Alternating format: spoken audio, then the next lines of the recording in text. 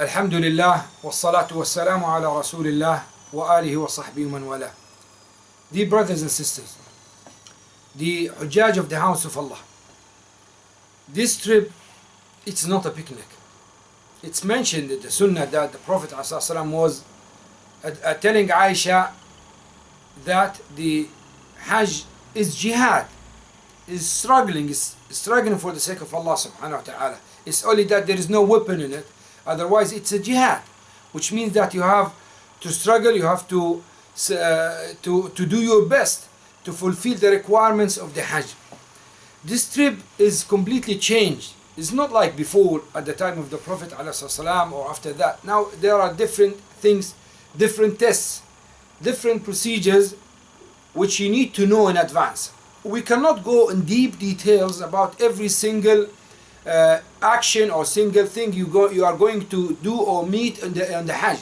However, we need to give you a general idea about Hajj procedures, so you can have at least a view about this trip. Basically, when you leave your house, the good news that as soon as you put your feet or your foot outside your house step, the angels of hasanat, of good deeds, start writing, because you are starting your trip towards the house of Allah subhanahu wa ta'ala, and they will not stop writing the hasanat until you come back.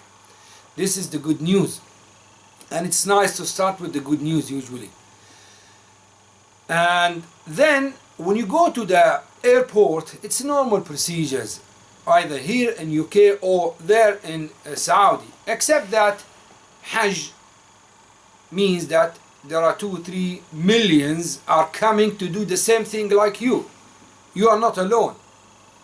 I think you already experienced some crowd in the airport when it is a peak season, when it's a summer or something like this, and you see the queues, you see a crowd, you see the delay happen in those days.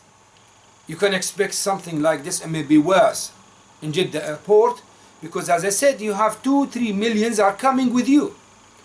And not only this, you might be blessed by Allah subhanahu wa ta'ala, and you studied, and you are mashallah well educated, you are very open-minded mind, you know the life, you know the technology, you know many things that make you very flexible and very understandable person. But for those people who are coming from other countries, they might not be like you. They might be very old people. They might not be well educated. They might have different understanding, different mentality, different madhahab. So all these issues, you have to bear them in mind. That's why we always give advice to all the Hujjaj. Make sure when you are preparing for Hajj, you prepare for two things. One in your pocket and one in your heart. In your pocket, you always should have Mus'haf, Quran in your pocket. When there is a crowd, there is delay, long wait, whatever, just get your Mus'haf and start reading Quran. In your heart, try to have patience. Make sure you are patient Hajj, patient person. Hajj rely completely on patience. If you are not patient, if you are impatient, then you might lose the reward in the Hajj. Hajj needs patience. That's why we tell all the Hujjaj, try to prepare yourself. If you are a short-tempered person, if you are not a very patient person, then try to prepare yourself. It's an intensive course where your patience is really tested there. There are many tests, and you need to pass all these tests to come back as a newborn.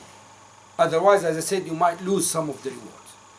So in Jeddah airport, if you have only 2-3 flights before you, then that means you have about 600-700 people are waiting in front of you, and all of them need to be served. Need to be checked. The passport need to be checked and stamped, and then they need to go to collect the luggage. Then they need to go and check the Hajj draft area. Then they need to go to be taken to the coach. Then they need to go to Mecca. All these procedures easy to take 4-5 hours.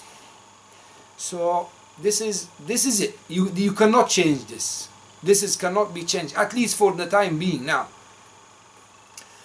And then when you go to Mecca, there is nothing to do except Umrah, as all our Hujjaj are doing tamattu. Actually, majority of the Hujjaj now are doing tamattu.